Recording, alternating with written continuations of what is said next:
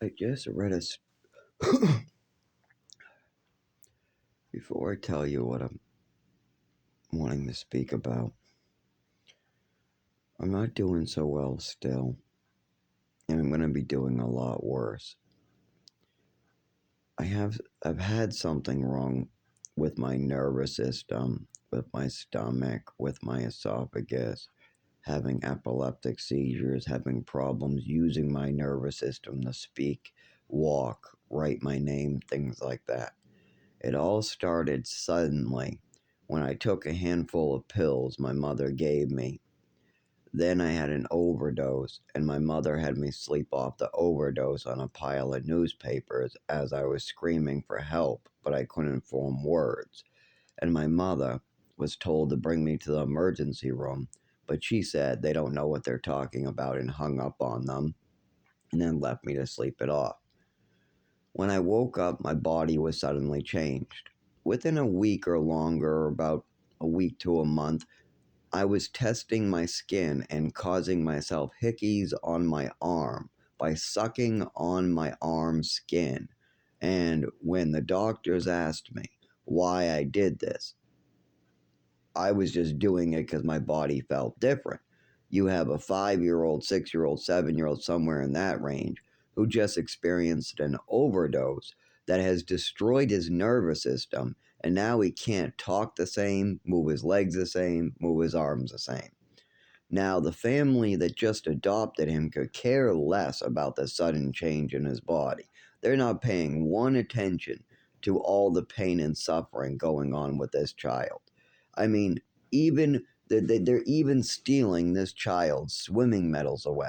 Yes, this kid won a swimming medal in the orphanage, came in first place at the YMCA in swim class. So they gave him a medal and put his name on it.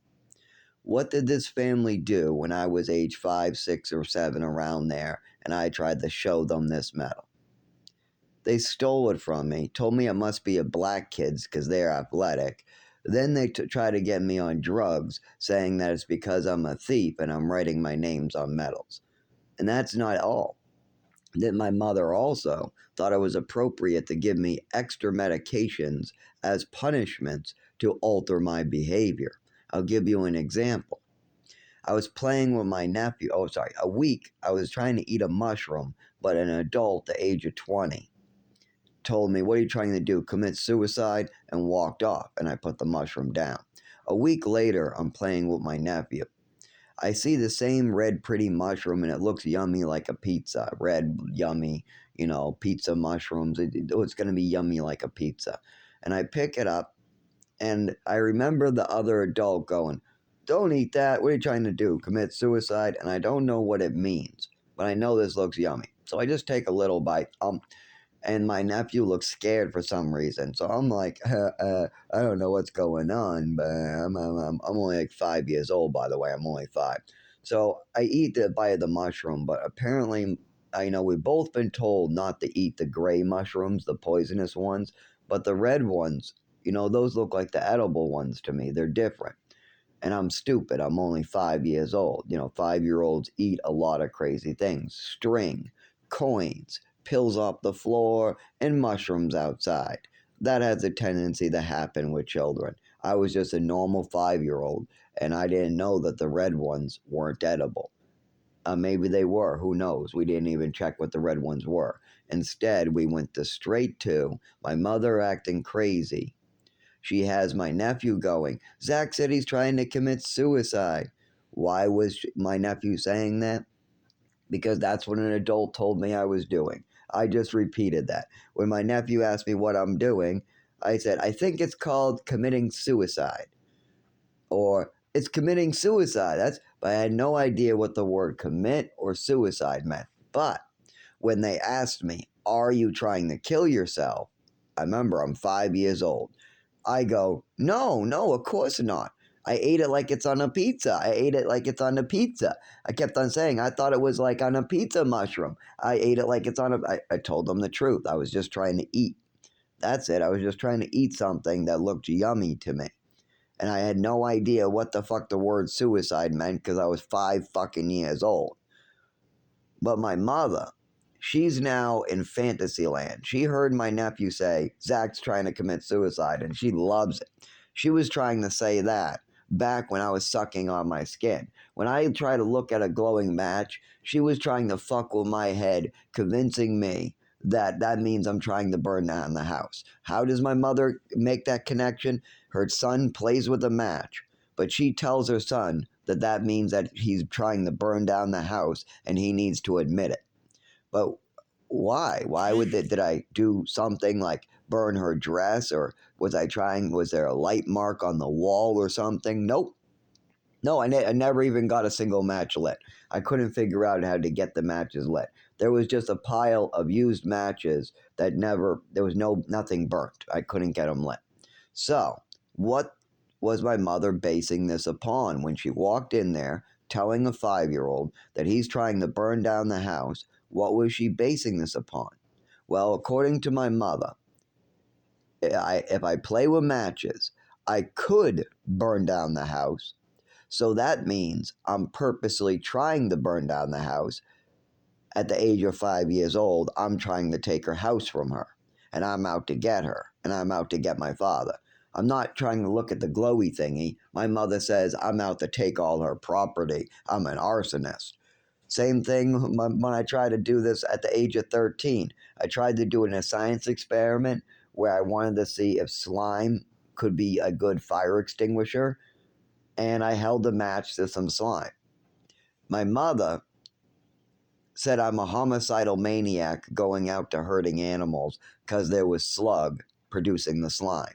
But it wasn't like I fried a slug black. It wasn't like I burnt the slug. The slug was curled up fine in the corner. I just burned his trail of slime. I just burnt the slime around him, and I did no intentions of hurting the damn slug. Meanwhile, my mother would stomp on the fucking things and squash them into the ground like they're nothing, causing extreme pain. I saw other kids trying to pull them apart. I seen birds rip them apart. And what am I doing? I'm playing with their slime.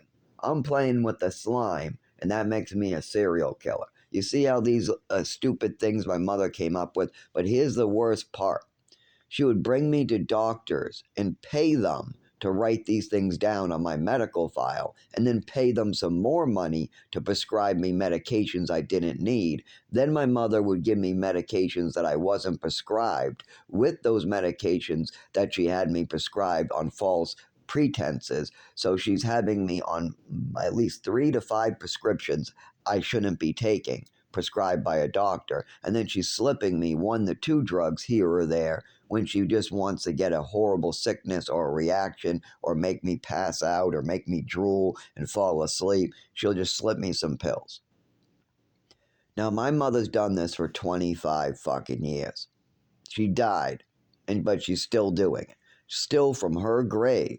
If I have a seizure today, honestly, I'm not allowed to go back to my job. I keep on. Well, I never was allowed to work in the first place. You're not allowed to work with a severe disability not being treated. That's like asking a person that has well, let's say you have daily seizures, or whenever you try to stretch to get a pack of cigarettes, you fall to the ground. Or let's say that when you go in the cold, you have epileptic seizures. Or let's say that when you have lights or flashes, you can't control your movements, so you can't hit buttons on a screen. Well, if that's going to be the case and you're going to be working in society, your jobs are going to need to know you can't use a register at times because you shake too much. Or if you reach a pack of cigarettes because you just had a seizure and you pulled your inner gut muscles and ripped something in there, now you can't stretch to get cigarettes without falling to the ground in pain, so you're going to need hernia surgery. And as far as the 25 years of epileptic seizures, but it's not epilepsy that's bothering me. I don't have seizures that often. It's only when they force them upon me. So I have a neurological disorder that's triggered by flashing lights, cold, touch, things like that. But see, people will want to leave me in the cold for over 72 hours straight in 0 degrees, shivering, freezing to death, and in a revolving door with the hospital until I pass out. Then when I pass out after 72 hours of this, I'm most likely brought to the hospital again then they just keep on releasing me until I'm so goddamn in pain and suffering that I'm begging for somebody to please just let me sleep on your goddamn floor or your hallway or something. I'm freezing to death. I'm having epileptic seizures. I have it indoors, outdoors, but if you put me in flashing lights or if you have me in the cold trying to move my legs home, I'm going to have it every time, every day, every week, because you're triggering them. You're forcing me to make my epilepsy, make my neurological disorder worse. And I will never be able to use my legs again. It took me 3 months. The last time that somebody forced me to injure myself, it took, the last 6 times ago, when the state or a police officer or a judge asked me to cause harm to my body. Like, for instance, I was bleeding internally. 2 inches to the left of my belly button was in extreme pain, and my testicles were filling with blood and was causing some swelling. Luckily, the testicles were fine. I didn't hit them or anything like that, so they were fine. But something above, close to my belly button, was not fine, and the blood was pooling down. Now, what did they have me do about this when I went to the emergency room? They told me to go to the primary care. Okay, what do I do for work until then? Oh, we'll give you a do not lift order that says you're excused from gym class. So then they force me to lift while bleeding into my testicles. But I tell my job, well, you guys are going to give me a break, and they do. But I still try my best because that's what it says in my contract. But my boss does tell me try not to kill yourself just because your doctors, your father, your mother, all these people have done so much damage to your body in the last 25 years. Those pictures are awful. By the way, my manager is also my emergency contact, and she does a lot of colostomy bag and elderly stuff. So she actually wanted to take a look at the blood in my testicles. So I showed her the picture, and she goes, "Oh my God, Zach, you shouldn't be at work." She goes, "How did the doctors not keep you with all that blood? You've been complaining of GI pains. I've been able to see it in you. I have seen it in your face, in the way you walk, that there is something wrong with your GI for the last year. And now you got blood in your testicles, and the doctors are still dragging their asses, and your family is still like, oh, let's cause some more seizures. And then before you came here, it took you 3 months to walk again before you took this job. 3 months. You needed a wheelchair for at least 2 months, and you had to crawl to get a CT scan. You were so hurt, and the cane wasn't good enough. So you literally had to crawl like a baby onto a bus and crawl across traffic like a baby. Because whenever you stood up, the pain would get so severe it threw you back to the ground. And then you would try to stand up, and the pain would all contract all your muscles. Every muscle would cramp and it'd throw you back to the ground. There's nothing you can do about it. Yeah, you can see all the muscles just tighten, and it's like if you ever get a cramp in your foot when you're sleeping, imagine that in your full body. I'm talking of that same thing happens with the GI right now when I try to stretch to get a pack of cigarettes for the customers, or because I work at a gas station, I run it by myself, stuff like that. That's a problem. But then also, my neurological disorder I've had for 25 years is being made worse by mold, being made worse by the GI. Plus, the cause of it is because my mother cut off doctors, drugged me, had me poisoned, and then tried to cut off all medical care for the last 25 years. That is why I have so much difficulty with the neurological disorder. So you might be thinking, well, just go to the hospital, go to a neurologist. But remember, my mother, the reason why I'm injured is she continued to feed doctors information to try to get them to malpractice me on repeat over and over. Meanwhile, my mother plays doctor and malpractices me at home. She slips me her own medication. She gives me full bottles of Epicac. She continues to fuck with my head. She tries to kill my self-esteem and fuck my psychology up.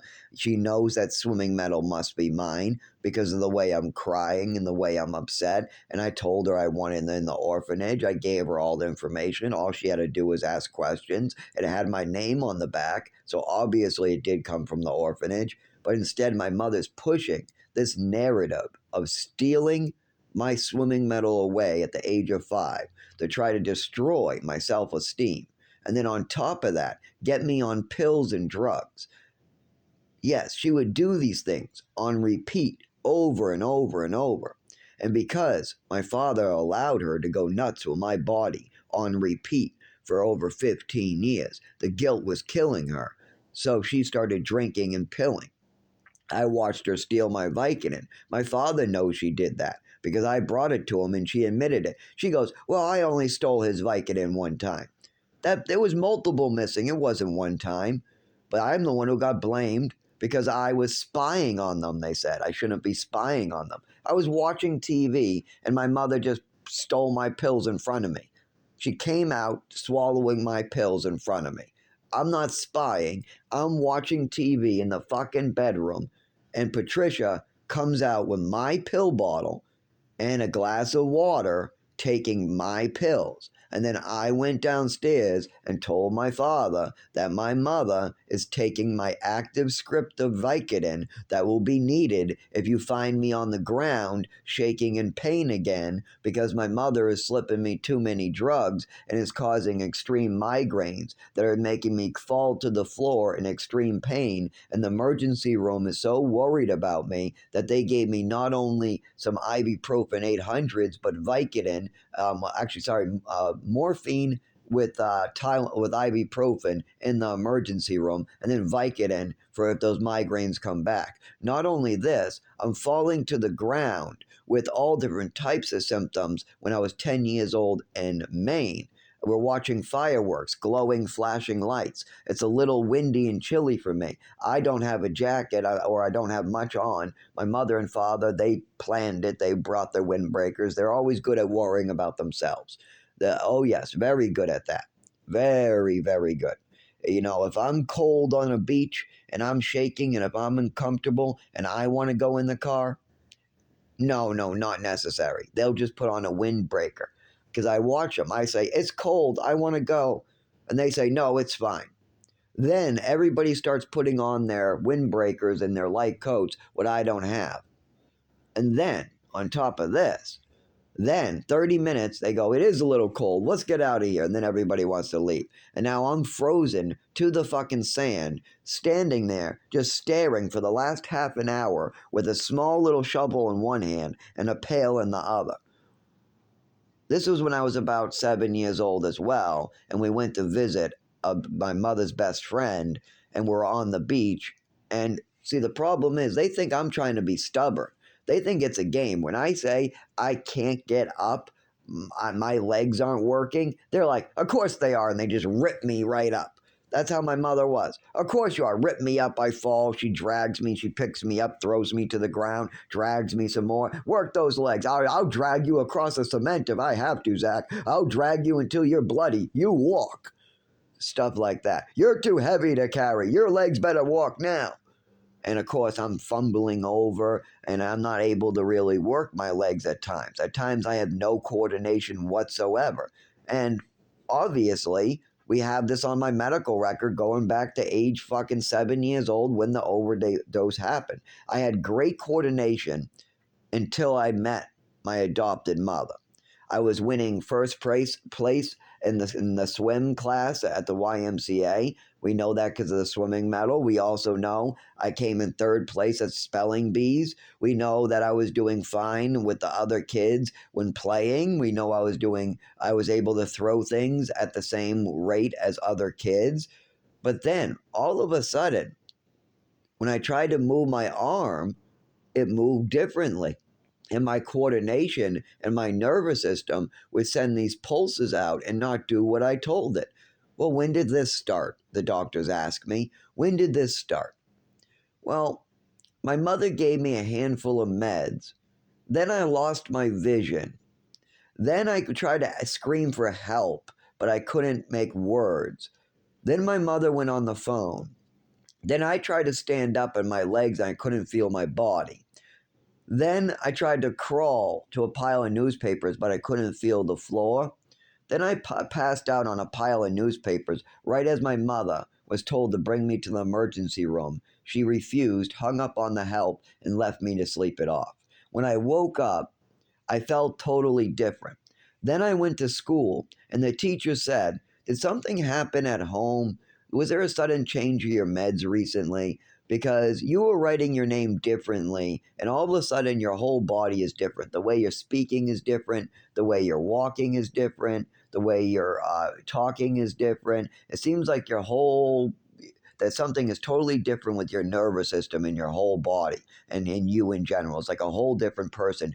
It just all of a sudden appeared. And they were asking me questions like, was there a medication change? Well, did something happen at home? And I'm not putting it together because I'm only like 7, 5, 6, 6 years old, we'll call it.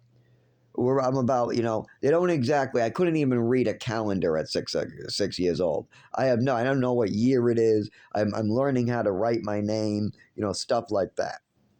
I'm still learning how to do 2 plus 2. So don't expect me to know exactly what year my mother gave me an overdose, fried my nervous system, and then actively try to cut off doctors and actively tried to ignore the advice of the professionals that were giving her advice. They told her to bring me to emergency room. She refused. The teachers told her to get me professional help like a neurologist and look into this mystery allergy attack. She refused to. She heard me at the doctor's office talk about how scared I was that I went blind. I lost the ability to feel my body. I lost the ability to talk. And I lost the ability to do any part of my nervous system type stuff. And that my body was changed forever. And the teachers are calling home saying there's some change and he needs physical therapy and he needs speech therapy. But then my mother puts me in ballet, moves me to Texas, and says it's all fixed. Oh, we fixed his coordination issue. We put him in ballet. He did physical therapy. He did speech therapy. He's all fixed.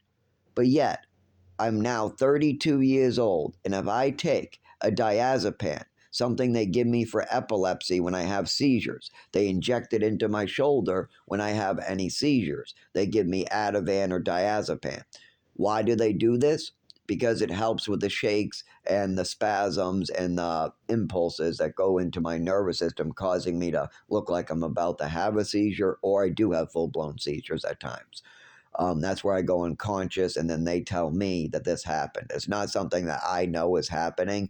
I can feel it coming. It's extremely uncomfortable, and as it gets worse and worse, and then I just go unconscious. But the hours and hours of suffering that leads up to the seizure, because I can feel them coming.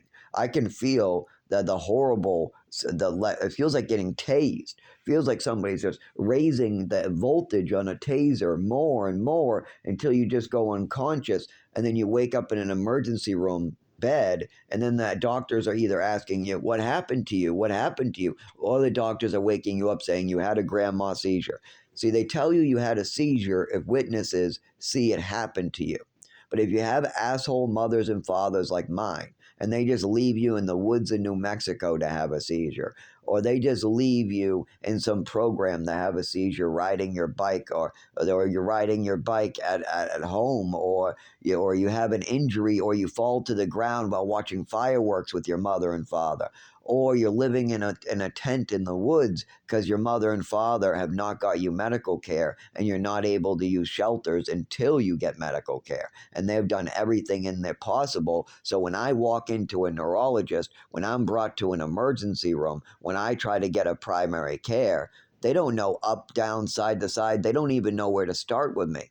And they need to start by just going by me and me alone. But see, that's a problem for doctors. They're trained to prescribe pills and go by medical history and other doctors. So what the doctors usually do is they try to look for past doctors and see what they said.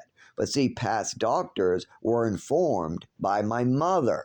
She spent 15 years informing doctors, taking one paper. She would make up a story to a doctor, have the doctor sign off on pills, have a doctor sign off on the stories. Then she'd bring me to a doctor in Texas, bring paperwork there. Then she would create some more problems in New Mexico. Then she would homeschool me and cut off more education in Maine. Then she would call me slow and stupid in Chelmsford, sign off on more and more and more of her stories as time goes on.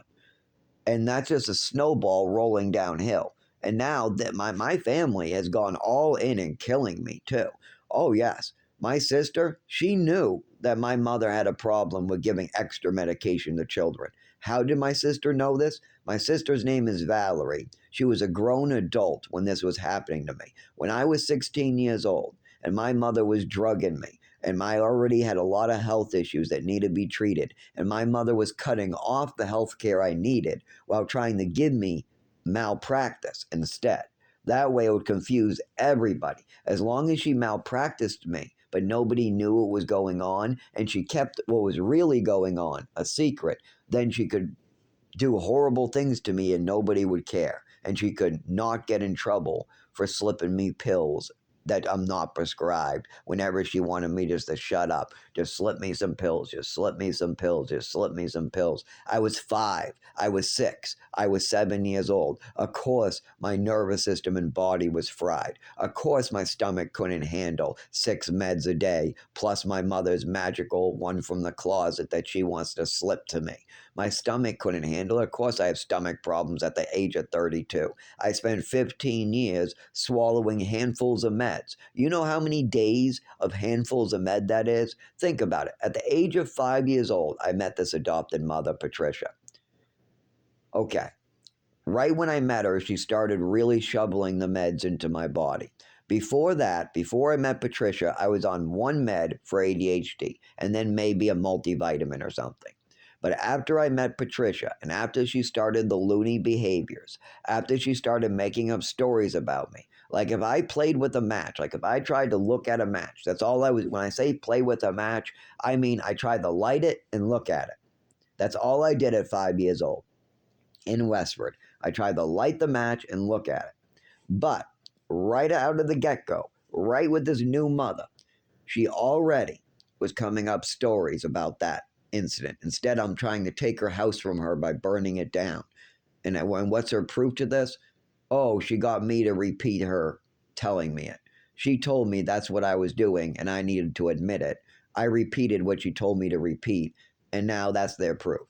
So there's all that other crazy shit. All I really did was play with matches. I needed a spanking. I'm a bad boy who needs a spanking. But I don't need to have my internal organs fried, my brain and nervous system fried, have my stomach liner destroyed for the rest of my life. I don't think that that's a good response from a mother to make up stories about your child, get him drugged, slip him pills he's not prescribed, give him extra Epicac, slip him some more sleeping pills, and then hide it from the whole family. Then move him from state to state to state while cutting off all education, making it so he's not allowed to learn either. So first, you don't allow him to get proper health care. Then you don't allow him to keep his toys. You throw him all away because you're jealous of his toys. Then you don't allow him to stay in the same place, so you move him to Texas. But now when you move him to Texas, you start not allowing him to have any teachers or doctors by finding him bad situations that any parent knows is bad unless they're neglectful and they don't care about the safety of their child. Like, let's talk about New Mexico. My father talks about how that place was so expensive. But when you walk around the premises, what would you see? If you went to play basketball with me, let's say my father decided to walk to the basketball court with me, he would quickly realize that there is no basketball court. We only have 2 hoops. All the cement has been overgrown through, and there's nowhere you can dribble a ball without it bouncing sideways. This is the mountains in New Mexico. This is like 2 hours from a hospital. This is like the nearest grocery store was like a large convenience store.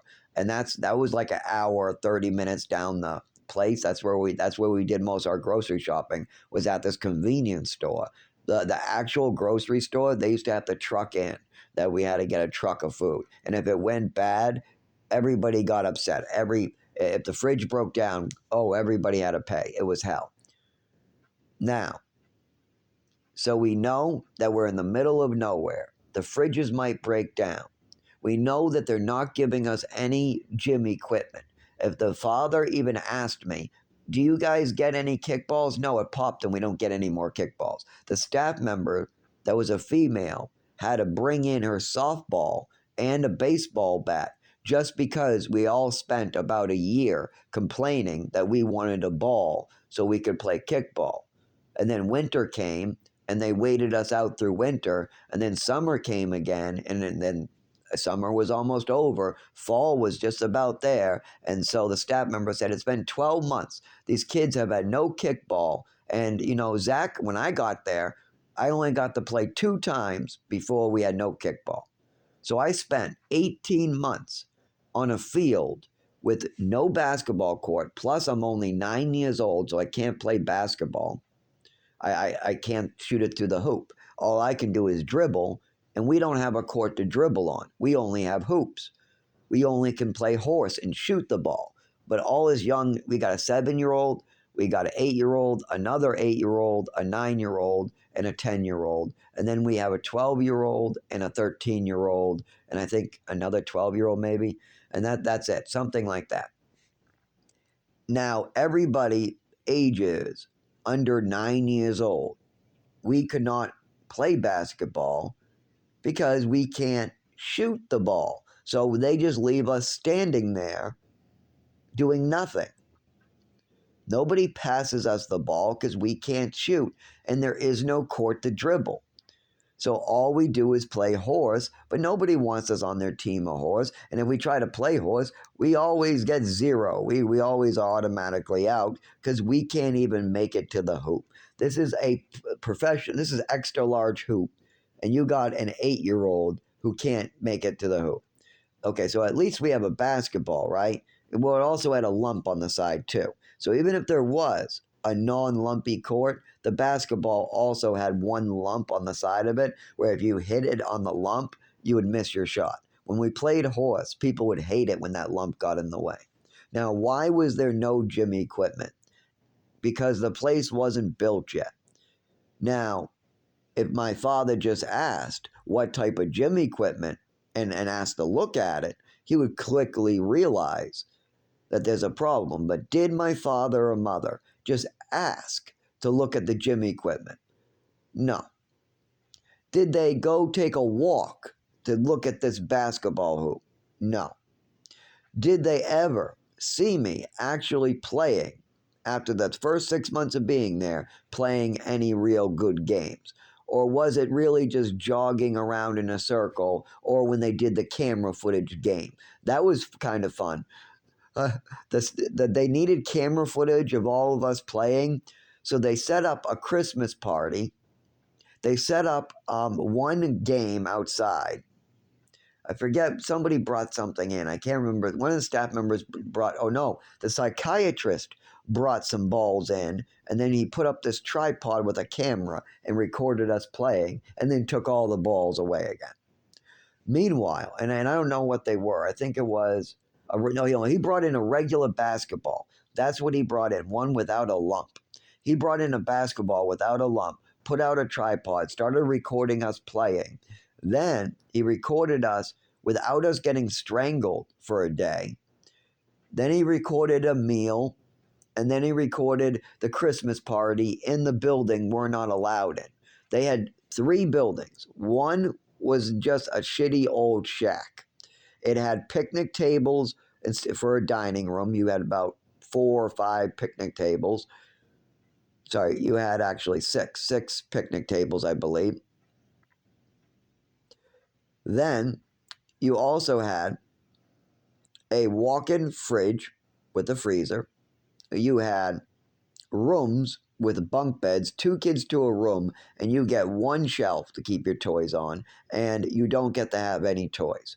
You get to have just 3, they're allowed to be action figures, but no Legos. They have to be certain type of toys, and all your other toys are locked up. Fair enough, right? You get 3 toys. They can stay in your room, but you're not allowed in your room anyways. You got to sleep on the floor in the living room. Yes, you don't sleep in your bed. What you do is at 9 o'clock, you sleep on a cold floor, and you're allowed to take 1 blanket. Just 1 blanket and 1 pillow. And you have to sleep on the floor. And then when you fall asleep, they'll wake you up in the morning to bring you to your bed. And you can sleep for 1 hour, sometimes 2 if you're lucky, if you're one of the younger kids. And then they'll wake you up again to brush your teeth. And that was to really get you attached to your parents, they said. Because my mother was saying I had attachment disorder. I was trying to show my mother my accomplishments, like my swimming medals. I was giving my mother hugs. I was tucking her in at night. I was tucking my father in at night. I was trying to get them to give me loving. I wanted my mother not to hurt me so I could give her love too. I always gave my father love. And they talk about a attachment disorder. My biological mother was 13 years old when she started dating this guy and got pregnant at 15. I have no hard feelings against my biological mother. I do have hard feelings, though, against my biological father. My biological father is a fucking pedophile. Yes, my mother was 15 when she had me. That's statutory rape in my book. So the father is the one with the problem in that situation. So I never blamed my biological mother for anything. As far as I'm concerned, she's an innocent young soul, no different than somebody like the Virgin Mary. No, sorry, not the Virgin Mary. Mary Magdalene. That's the one. Mary Magdalene was a prostitute who got her shit together, but she was a grown adult when she stopped prostituting. My biological mother was 15, and she wasn't prostituting. She was having sex with the babysitter that was paying. Well, she was the babysitter. She was having sex with her employer, with her boss. And that happens all the time. Bosses have been getting their employees to have sex with them for hundreds of years. But she was only 13 when this started. She started babysitting at 13, and by the age of 15, she was pregnant. The babysitter was pregnant. Do I have any hard feelings against my biological mother? No. But my adopted mother drugged me. She slipped me pills. She violated my body worse than rape. I'd rather have a big black guy rip me open than ever have my internal organs, my stomach, my liver, my intestines, my nervous system raped and destroyed by another person. It's one thing to rape somebody's asshole with your dick, but my mother raped my nervous system with poisons. Yes, she took her hands, stuck them into my spine, and shook it all around when I was 5 years old with the pills and the drugs she was slipping me. She raped my nervous system and my body repeatedly. She raped me on Halloween with pills. She raped me repeatedly. She violated by putting something into an orifice that I did not give permission to be there. She was sticking things into my body that I did not give permission to be there. I did not give her permission to make me blind. I did not give her permission to slip me pills to make me tired. She was violating my body, sticking things into my holes that don't belong there.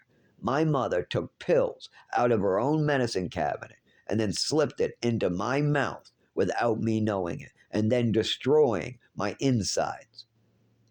If that's not the biggest violation of somebody's body, that's way bigger than sticking a dick in somebody's asshole. At least then they can get stitches and maybe live a normal life after they get therapy. But in my case, I had to get therapy. I had to see a priest. And then now I have to get a lawyer. I have to try to get better. I got to get a doctor to listen to me. I also got to clear out the fantasies with the doctors. But who's going to be on my side to do that? The problem is that one of the things my mother used to tell the doctors is that I have a mental illness where I like to make up stories. But the only time I make up a story is when my mother's in trouble, when she does something wrong. That was her favorite excuse. Whenever my father gets blamed for something, or my mother gets blamed for something by a doctor, like, oh, well, you shouldn't have given him those meds, or, well, he needs an education, they instantly go to blaming somebody else and avoiding responsibility. They do this time after time. And one of the ways they do this is by calling you a liar, saying it never happened. I never did that. I don't ever drive when drunk, my father will say. If you say, Dad, you need to stop driving and drinking. You need to stop drinking and driving. No more drinking and driving, Dad. I don't want, nope. I don't care what you say. I will come to your house and I will fucking pop all four of your tires for the rest of your life if if you don't stop drinking and driving. If I say something like that, you know what he'll tell me? I don't drink and drive. I never drink and drive. And then the same night, he'll go out to eat. He'll have 2 or 3 martinis, get in the car and drive home. That is a blatant lie. But see, he could never do these things, he thinks to himself. So he says these things out loud. So when I tell people that my mother had a drinking problem or something like that, my father goes, no, she could never have a drinking problem. No, he's a liar. He makes up fantasies and he does it with the doctors. That's what he's doing now. He's sending you guys on a wild goose chase. He's just a fantasy maker. He's just lying to you. He's a mental illness. It's immaturity. Can't you tell by his voice? Yeah, we destroyed his nervous system really good, and that affects his voice at times. So we can use that against him too. Yeah, that's what we'll do. We'll use his speech impediment and the fact that he looks funny against him. We'll call him mentally ill. Yet, if I'm mentally ill, then what treatment do I need? What treatment did my mother and father give me that instantly allows me to move my legs and go to work? Tell me that, Dad. What treatment did you give me that makes my legs work better? Because I found one. I found one. I have. I've spent 25 years trying to get better. And guess what? I've done it. Now I just need the doctors to do it. It's very simple. It's a neurological disorder. It causes epileptic seizures. I need a diagnosis. I need epilepsy medication, and I need it to be something like Triliptol with diazepam. We already know this works. We know if I take Ativan, 1 milligram, with Triliptol, and then have CBD on the side if necessary, that I can walk, function, my speech comes back to normal.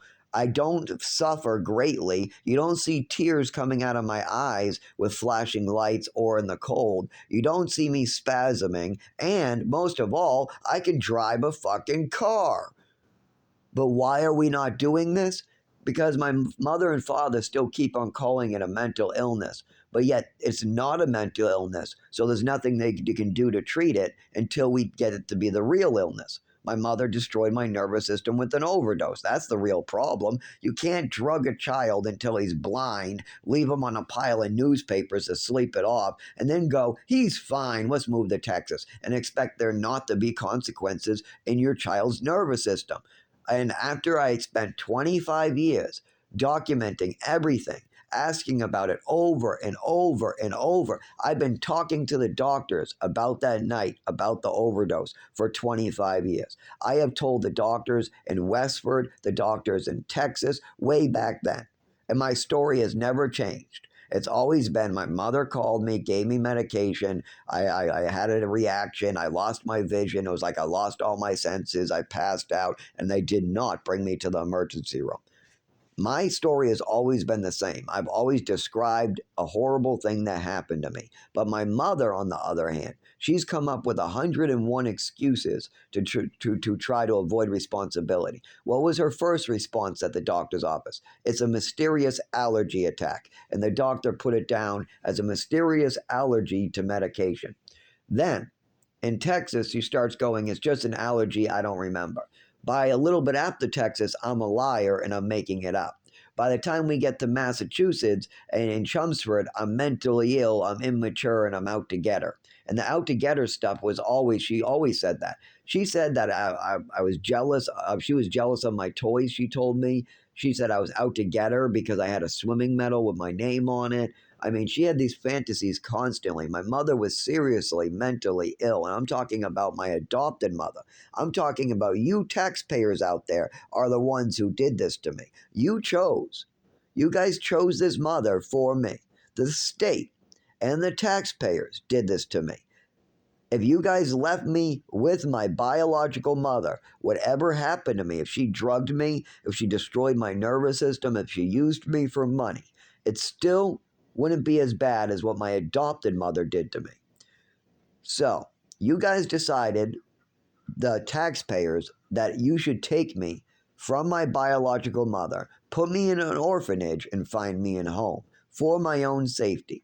And then you guys screened a bunch of parents, and you found an 89-year-old father and she would be in her she'd be like 76, 77 today if she was still alive, these are the parents that you're going to raise, that are going to raise a child. And the mother has a lot of pill problems going on in her closet. They both drink alcohol.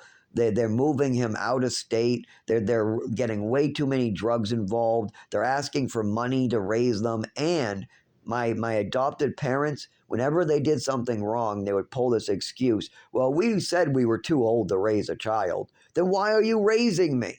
Why are you stealing my money away? If you don't want to raise me, then give me my fucking clothing money back.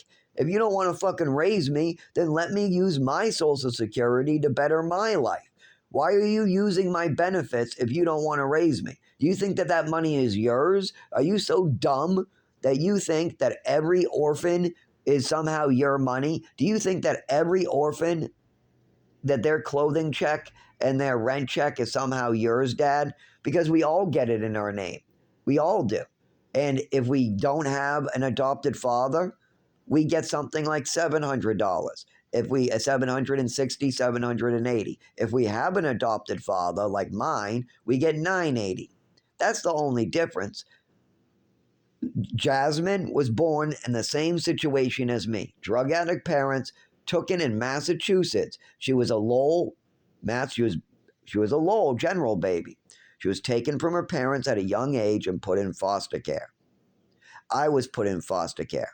Her foster parents put her on Social Security for anxiety and bipolar. My parents put me on Social Security for every made-up illness in the book and a couple real ones my mother was causing me. Now, I do have ADHD, I'm hyper. I also have anxiety, and I got PTSD. And when I know I'm about to die, freeze to death, or I'm about to lose the ability to use my legs ever again, when those type of things happen, or when I find out I'm on the side of the road but I can't stand up and I've been there for 12 hours, I start panicking. And the next day at the emergency room, I start panicking. And when I go to the doctors, I tell them, hey, 3 days ago, I just got out of the emergency room because I was left on the side of the road for 12 hours until I could get help. I lost the ability to walk. I woke up on the side of the road in a ditch. The cars were running over my hair. I was very bloody. I think it was another seizure. Let's do something about this. And then my mother's and father's bullshit gets in the way again because the doctors have been weaponized. My mother never wanted to get caught. She didn't want me getting medical care. Think about it for a second. If I ever got physical medical care from a neurologist, my mother would go to jail because that doctor would help me put this together.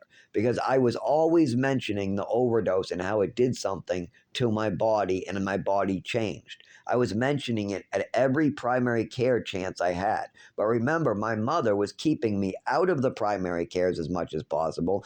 I never saw a neurologist, and she would never, ever look into that allergy attack, that overdose, and see what the doctors think about it. Instead, my mother would just say, it's an allergy attack, don't pay attention. Well, what doctor told her that? None of them. Not a single doctor on this planet ever said that. My mother pulled that out of her ass and she told the doctor that. And then the doctor looked at her like she was crazy and asked her, what meds? And then she said, I don't know, I don't remember. And then that was it. That was it. The doctor wrote down possible allergy attack to medications. When really it's a fucking overdose and my nervous system is fucking destroyed. And now it's 25 years later and I'm still trying to get medical care and my mother is still hurting me today. If I have a seizure today on the side of the road, thank you taxpayers, you guys are going to be part of a murder. Yep.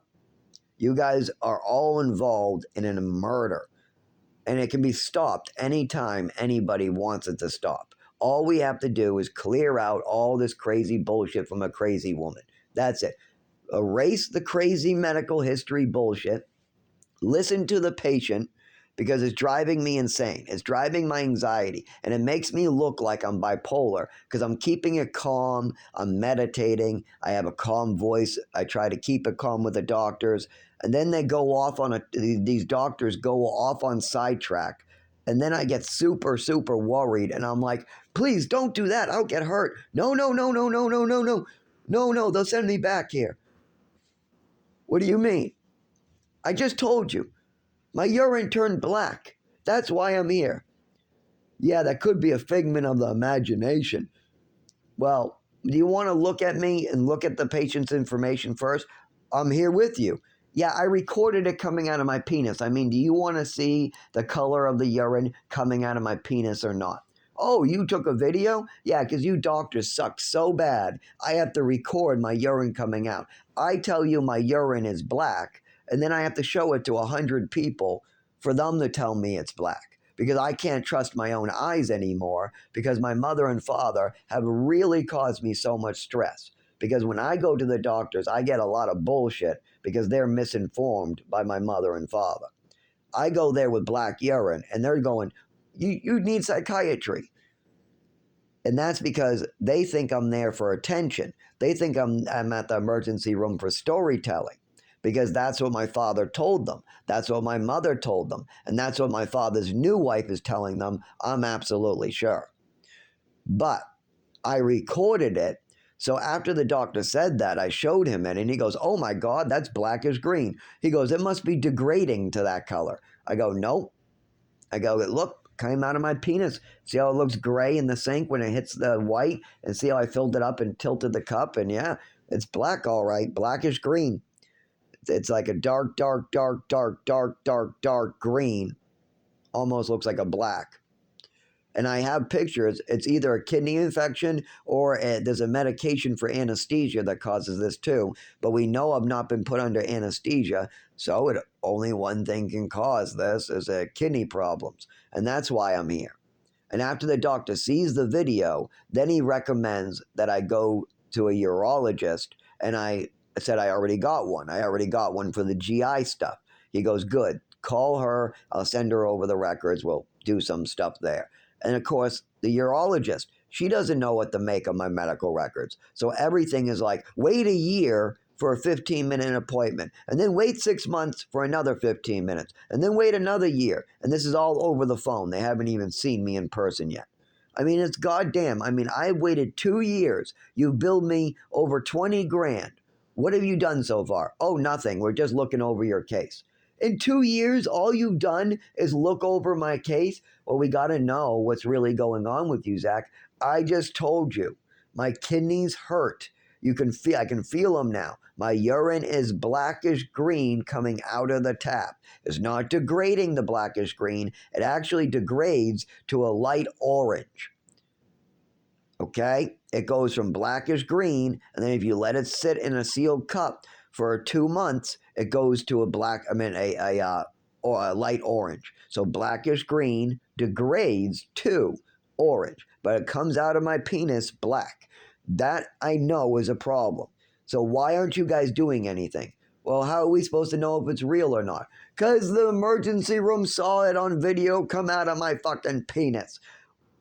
I mean, hundreds of people have seen this. You don't need to take my word on this one, but you should be taking my word on all these because I've never, ever, ever lied to the doctor. Even at the age of 16 years old, when I got high off cough medicine and I was lying to my program and I said, I didn't get high off weed. No, I did not smoke any drugs.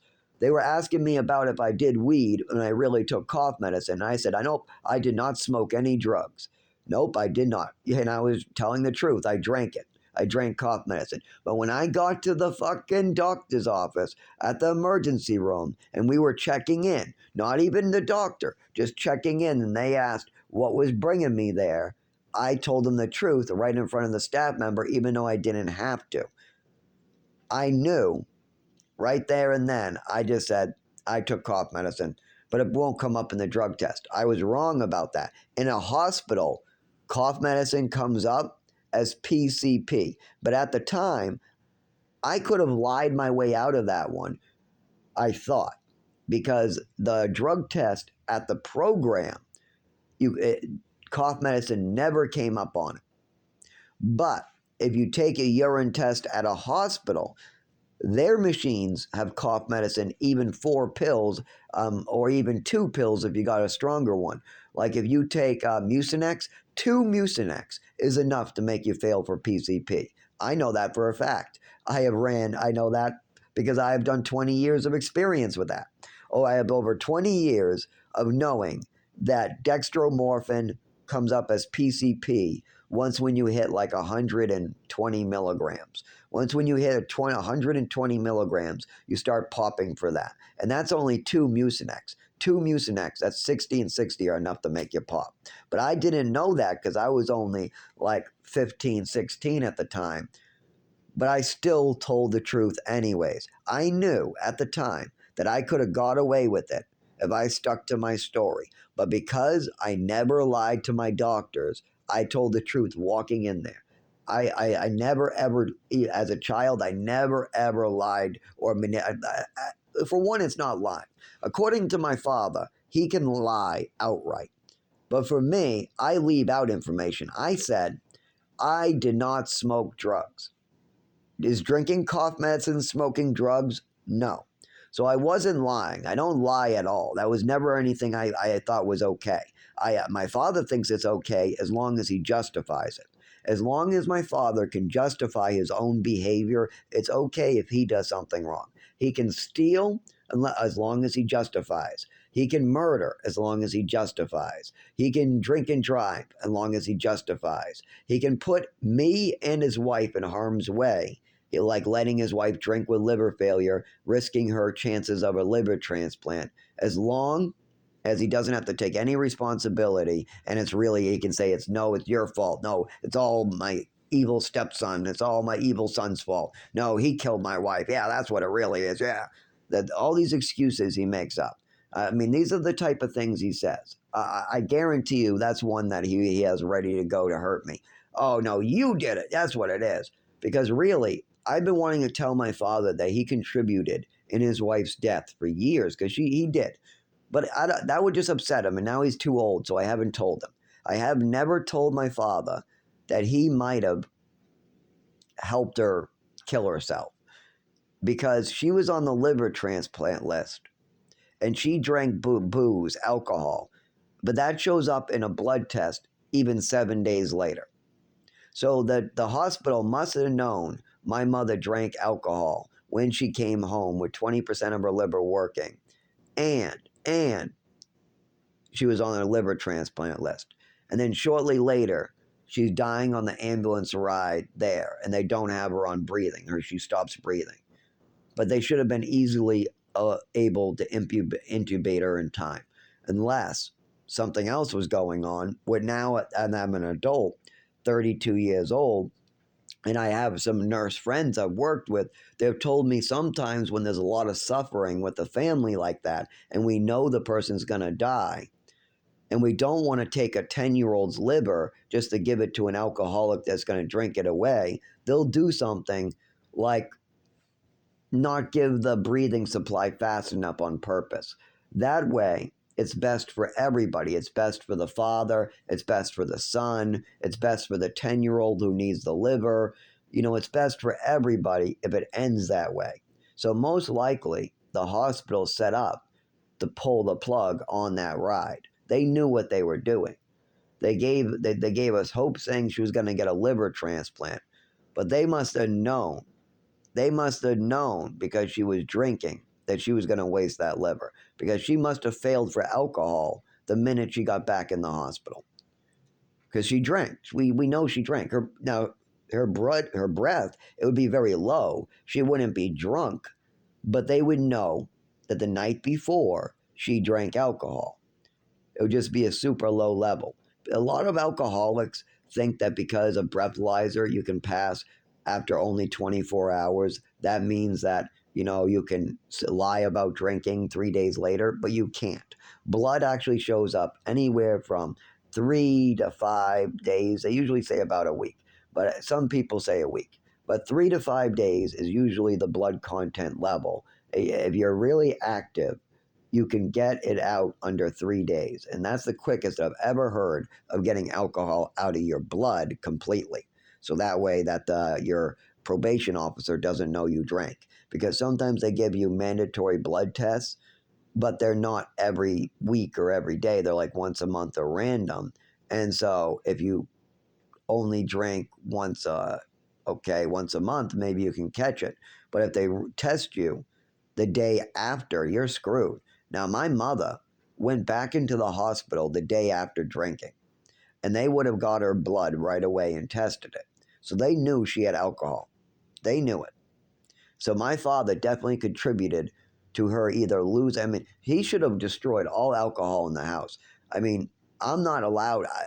I'm not allowed. I came home to take care of my mother, and they won't allow me to. If it was up to me, my father's gin poured down the drain. My mother's vodka poured down the drain.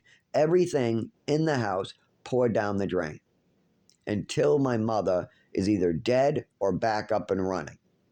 Then we can have gin in the house and nothing else.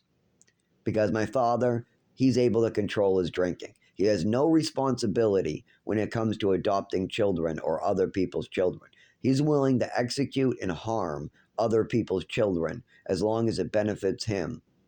He's willing to go to his grave knowing he shaved off maybe 50 years off another person's life.